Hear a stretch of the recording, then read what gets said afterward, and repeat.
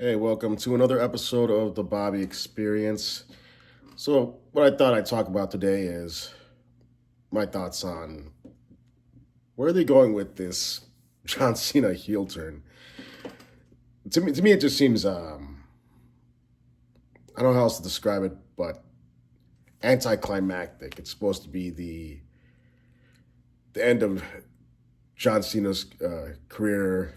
Well, now he's champion and he's going to make himself the last champion, real champion, and leave with the belt and say that's the real belt, and they'll have to crown a new champion. And after he leaves, uh, but I feel like the kind of heel that he is, uh,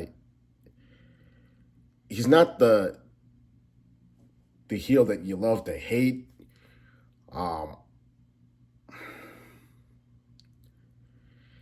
I guess another way I could describe how he's just this disgruntled heel, and I saw a little bit of that when Bret Hart turned heel, where he was against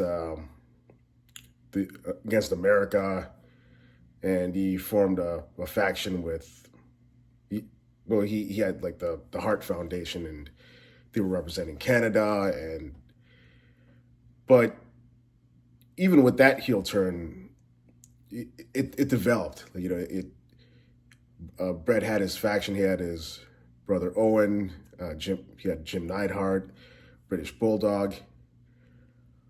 But with Cena, I thought him and The Rock would form a faction together. They'd form like the new corporation. But then that didn't happen. Rock didn't even show up at WrestleMania, uh, and Cena's only ally was what's his name, Travis Scott, and that was the only time that he made an appearance. Uh,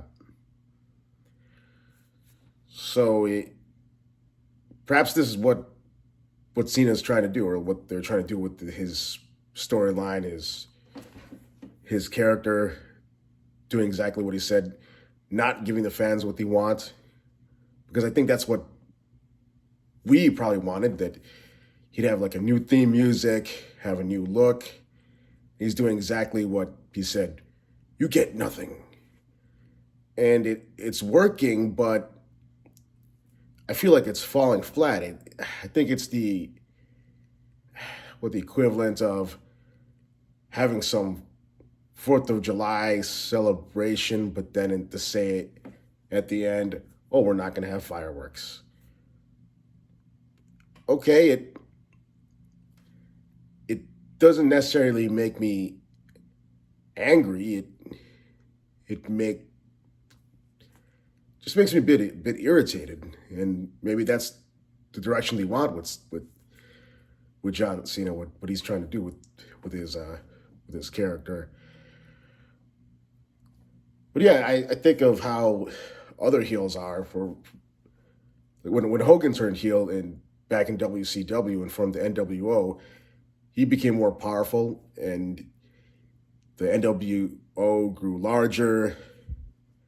And then when Stone Cold turned heel, he he joined forces with Mr. McMahon, and later when then they had the Alliance versus the WWF angle, he was head of the Alliance with ECW and WCW together.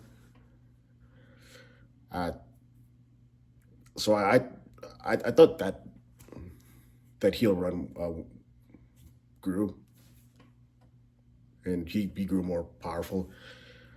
Yeah, both of them did, both Hogan and Austin. And